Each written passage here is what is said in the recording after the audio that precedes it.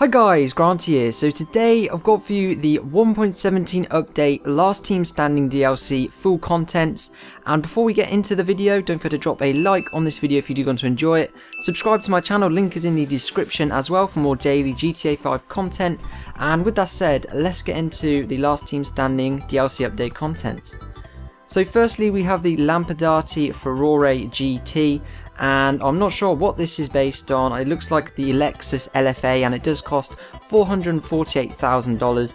There isn't very many tuning options for this car. It's pretty standard. It's just performance upgrades, wheels, and obviously you can change the paint color, the respray. It's quite a good car. It's quite quick, and I wouldn't recommend buying it, guys, as it's not as good as a lot of the others, but obviously that's up to you. The next vehicle is one of the new bikes, the Shih Tzu Hakuchu. I think that's it. This costs $82,000 and it is basically a sort of Hayabusa, and it sort of looks like the Dinka Jester. It is a very quick bike, guys. I definitely recommend it for stunting and for also driving around. I think it may be the fastest bike in the game as well, I'm not sure.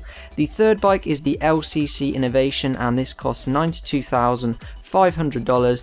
This is basically a sick looking chopper. It doesn't really have many upgrades at all, but it is quite fun to ride and it does look really sick with that back tire.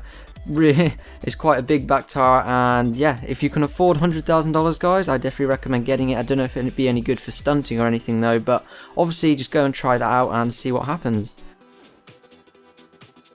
Next up, guys, we have the two new guns, the first one being the heavy shotgun. This does cost $13,000 and it is basically a rapid fire shotgun. It's very powerful at short to medium range, and as you can see here, I'm just annihilating this guy in his car. It's a pretty good gun. You can get all the upgrades and tints for it, and it is mainly for, I think, Last Team Standing, Team Deathmatch in short quarters, close quarters. The next gun is the Marksman Rifle, which costs $15,000, has all the same upgrades, and it is basically a semi-automatic sniper. It is quite a lot of fun. You can't zoom in on it though, which is kind of a shame, but it's still quite powerful, and the fact that it is semi-automatic makes it quite desirable, and I definitely recommend you guys buy it as it's not too expensive. Next up we have the new masks, the first one being the Black Combat Mask, the Grey Combat Mask, the Charcoal Combat Mask, the Tan Combat Mask, and finally the Forest Combat Mask.